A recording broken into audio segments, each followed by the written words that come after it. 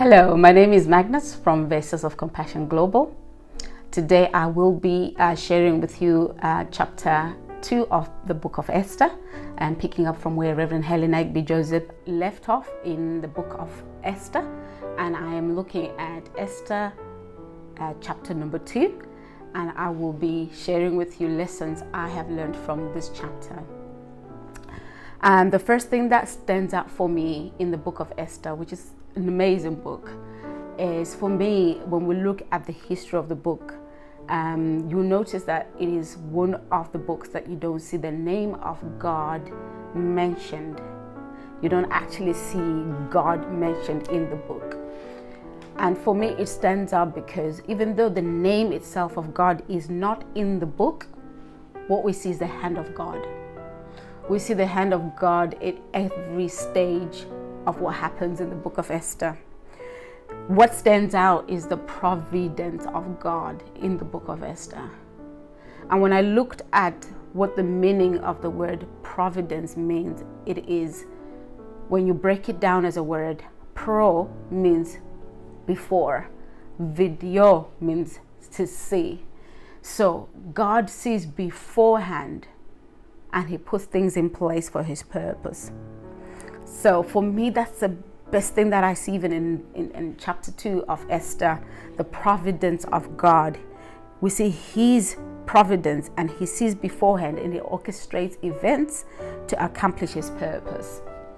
So we start this chapter 2 with the king deciding and his council to get virgins that he can choose his queen from. And at this stage, it's a decree sent out across the country to say, this is what we're looking for virgins. And the men were sent out to look for the virgins.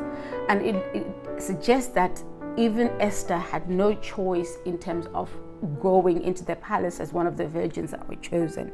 It was a decree. So in itself, the plan of God is already starting, that even without knowing, Esther is already in the plan of God, in that she doesn't have a choice. She doesn't have a say in actually going into the palace. But it is a decree that has been made that they would go and collect virgins that would come into the palace and would go through 12 months of beauty treatments for the preparation to see the king. So the plan is already in place. God is already orchestrating and putting Esther where he needs for his purpose to come to pass. And what we learn about Esther is she's an orphan living with her uncle. And the Bible specifically mentions that she is a beautiful young lady. And as soon as she does come into the palace and is placed under the custodian of Haggai, who is a eunuch who took care of the virgins, she found favor. And what made her find favor is she had a gracious spirit about her. She was humble. And we learn that she was teachable, because even along the way, as Haggai gives her advice, she takes it, which makes us know that she had a teachable spirit, and it won her favor with Haggai. It is interesting because if you think, we're already told she's a very beautiful lady from the beginning, but as soon as she goes into the palace, she gets favor. She's given extra food. She's given more beauty treatments. She even is given a special place to stay and 7 maids. Due to her grace, due to her humility. And while she's there, the 12 months of preparation started with myrrh. And we know that myrrh was used for purification.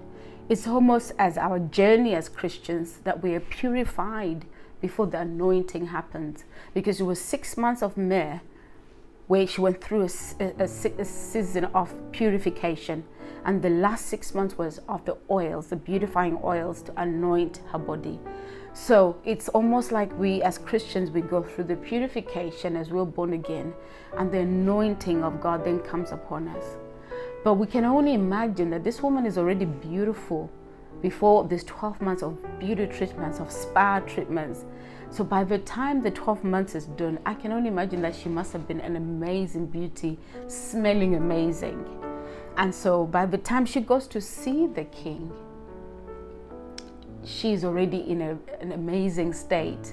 And it's no surprise that the king fell in love with her when he sees her. But what I want to point out is, as Esther goes, she had an option to actually take something like all the virgins, but she chose not to. And this is as per Haggai's advice. And because she was a teachable person, she took his advice and went in without anything else to enhance her beauty. She didn't allow her beauty to make her boastful or proud. She didn't let it get to her head that I am beautiful, so I can just do it without his help. But she listened to Haggai. She maintained her teachable spirit. And also because she had a teachable spirit and she was humble in spirit, we noticed that she also respected her uncle Mordecai.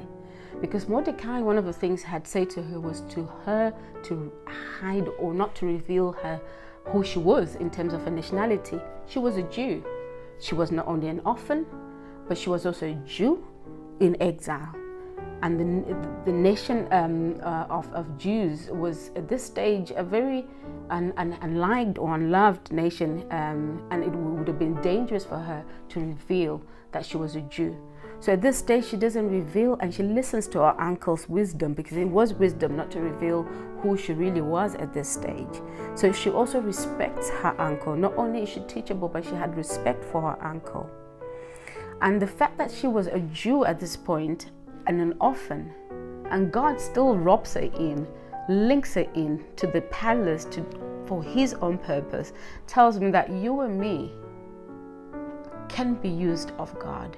You and me are in God's purpose. The question is, are we willing? Are we teachable? So we all have a place in God's plan. We all have a place in God's plan. We find that as soon as Esther gets into the palace, the king is in love with her, and he makes her her queen. He makes her his queen, and he places a crown on her head. And there's a party to celebrate, and even a holiday.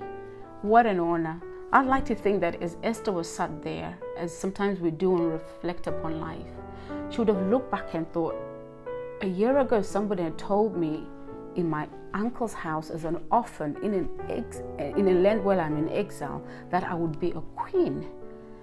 She would have not believed it. And sometimes we also look in hindsight when we've been blessed, when we've been promoted, and think, somebody had told me a year or 2 years ago that I would be here, I would have not believed it. But that's where the providence of God comes in, where God's plan and purpose in our lives will come into place. And even when we are aware of it or we are not aware of it, God will put things in place, orchestrate to make sure his purpose comes to plan. Our part is the willingness. Our part is having a teachable spirit. Our part is being willing. And this is the lesson I get in chapter 2, that without even knowing, Esther was brought into the palace without her willingness. But God's plan and purpose had already started. The process had already been kick-started. And she being willing, she being respectful, she being humble and teachable, she was able to then be placed in the rightful place of a queen. And that is the story for me, the lesson that I get from this chapter today. And my question to you is, you have a plan and purpose in God's plan. Are you willing? Are you teachable enough? Thank you.